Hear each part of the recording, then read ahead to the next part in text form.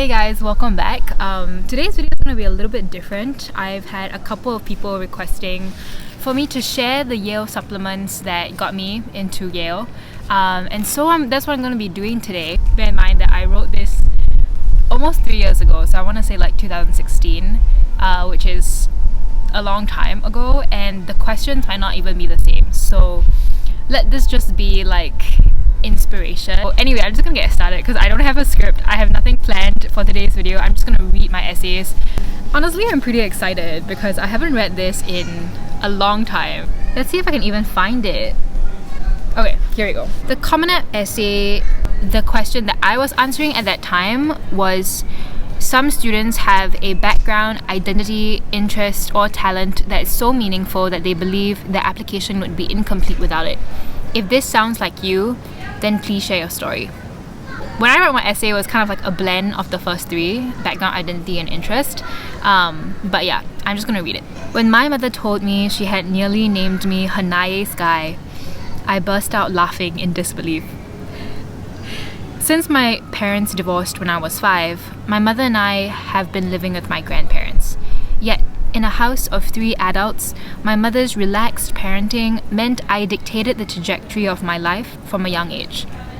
The little girl who watched Animal Planet over Cartoon Network and stuffed an A4-sized encyclopedia into her tiny school bag developed an unfettered curiosity that took precedence over anything else, including studying. I attempted nearly everything: teaching myself rollerblading, earning ballet distinctions, and playing softball were just several of my pursuits before turning 10. This insatiable thirst for new experiences never left me, but changed form. I was no longer content merely trying new things. Something deeper was missing: meaning. I finally discovered it last year. Whilst my mother was working abroad, I signed up for my first conference, ASEAN Power Shift, after discovering it online, only informing her once I had acquired leave from school and requested for an exception to the age requirement. I was the youngest participant there. There I was on a Friday afternoon, an hour late because of school, creeping into the auditorium during the Minister of Environment's opening address. Stepping on toes on the way to my seat was a great conversation starter. Within an hour, I had befriended an inspiring environmental lawyer and a geography teacher. Throughout the conference, this became a common occurrence as I mingled with other delegates and experts. The unfamiliarity felt exhilarating. I was the one furiously taking notes in the front row, repeatedly raising her hand during question time, and remaining behind at every break to clarify doubts. I'd finally found my place, calling, purpose. Every person had an infectious desire to contribute to a cause greater than themselves. For once, I wasn't acquiring knowledge for me, but for the world. I knew with a resounding assurance that this felt right, that this was where I wanted to add value. I left charged with an acute understanding that I could make a difference. There's no feeling more liberating than this sheer certainty that the power to make change is within my hands. This is why I reacted incredulously towards Hanaye Sky. My upbringing created a character in keeping with the more sensible Victoria, who gets things done, who assigns deeper intentions behind her actions, eons away from Hanaye. Yet, I am undeniably connected to Hanaye Sky. She reflects the undercurrents of my personality that few except those closest to me get to glimpse. I'm getting emotional. It is the girl with an ardent love for second-hand items, penchant for non-toxic products, and quirky inclination for eclectic foods. Blackstrap molasses, The girl who's always there for daily dinners and night walks with her family. The one who stops to soak in the dappled sunlight. Because life's too short not to appreciate nature's beauty. The one who sleeps to forest music, stands up in class because she hates sitting for too long, and is usually the first to cry whilst watching sad movies. Hanaye Sky is also me, who loves life just as it is, who feels so grateful for the one I have, who ponders the future and looks fondly back on the past, but wouldn't choose anywhere else to be but the present. The most pivotal part of my identity is this recognition. Both sides supplement each other perfectly. Hanai allows Victoria to view the world with greater appreciation, whilst Victoria acts upon this infinite wonderment Hanai has for life and materializes Hanai's dreams of a better tomorrow into a reality. These two intrinsically intertwined parts of my being will remain within me forever. Only then can I be the best version of myself as both Victoria and Hanai Sky. So that was my Common App essay. I'm actually getting emotional because I think a lot of these things still hold true to me now. I will move on to the next couple of essays, which are all focused specifically on Yale. So these are the questions that Yale put in their supplement. The first one is, why Yale? My answer was Yale's Environmental Studies major, Energy Studies program, and 36 environmental clubs excite me. These, coupled with the School of Forestry's graduate schools, which I intend to take, will fuel my passion for sustainability. I've read enough forums to know that the defining part of college is the people. Residential colleges will allow me to interact with diverse, brilliant individuals who, as my senior describes, exude an apparent energy. This is where I want to be. Finally, though practicality is one of my strengths, I am paradoxically indecisive. Pasta or rice for dinner. So shopping period will be very helpful. There are some things here that are not very accurate. Like, for example, there are not 36 environmental clubs at Yale, but I got that information online, and that's more for the School of Forestry, which is the graduate school. But anyway, that's a different story. By the way, like, for the word limits of all of my essays, I maxed them out. The next string of questions are like short take questions, so they're like 2 sentences. Number 1, who or what is a source of inspiration for you? My answer was my grandfather, a self-made man who financed his 3 daughters' overseas education despite being too poor to complete university, taught me that hard work, tenacity, and faith overcome any hardship. Second, if you could live for a day as another person, past or present, who would it be? Why?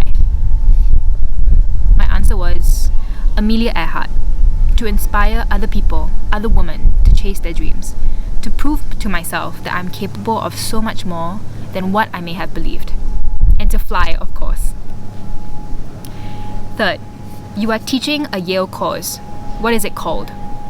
My answer, What Corporations Hide. Uncover truths behind statements like the average woman puts 168 chemicals on her skin daily, and the color in fashion next season will be the color of rivers in China. Fourth, most Yale freshmen lived in suites of 4 to 6 students. What would you contribute to the dynamic of your suite?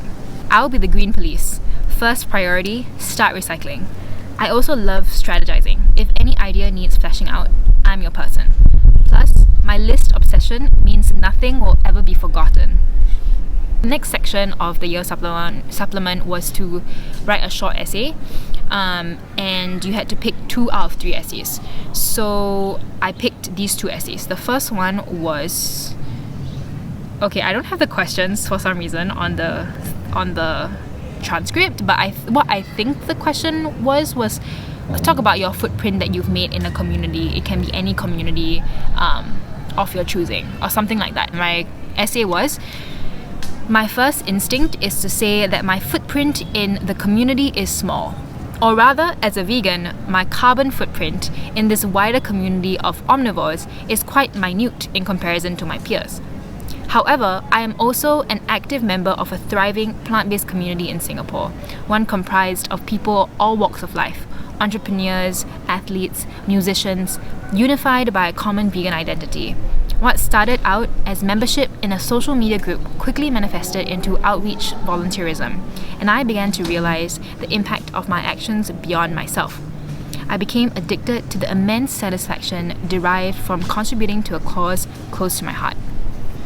So, although I may be a fledgling volunteer with only a few months of experience, I would like to think that my metaphorical footprint in this community is great, at least in quality over quantity.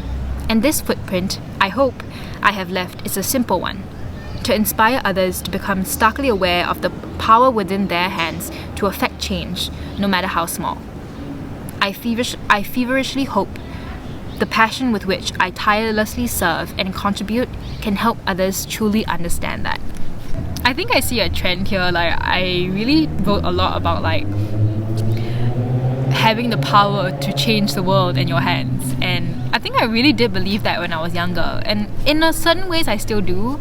I'm a little bit more jaded now though, but that's a different story for another video. My next essay, I also forgot the question, but I think it was talk about something that you love to do. And so this is what I wrote. I love to dance. I'm also terrible at it. It's still true. Anyway, if you watch any videos of the open classes I attend, you could probably identify me as the enthusiastic one in the front row who tries really hard but has awful technique and always seems to be one beat behind. But honestly, my incompetence doesn't bother me. I dance for myself, and I do it because dance makes me feel alive. Sure, maybe I struggle with precise execution, and maybe my pride has entirely disappeared. But the emotions that flood me in these hour-long sessions every weekend make it all worthwhile. The exhilaration when I perfect a move, or grasp the entire choreography. Read never. The awe when I watch others execute every step, and the reciprocal warmness when my cheers make others smile. The frustration that keeps me coming back and feeds the resolve to push through, even if I'm the only one who cannot pirouette properly. Dance has taught me the freedom of moving my body, of letting go of the need to always get things right, of just enjoying the present moment. And in this world where everything else moves too fast, that is exactly what I need. So those are my Yale essays, the essays that got me into Yale.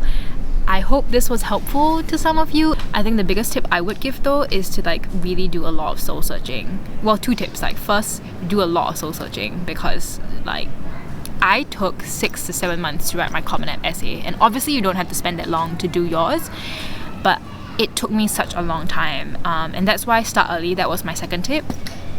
Start early, because you really need to figure out who you are, and I think it's a lot less about trying to figure out what they want to hear, what the admissions officers want to hear, and a lot more about showing why you would be a valuable person to have on campus. Obviously, essays are just one part of your entire application. Other parts are going to count as well.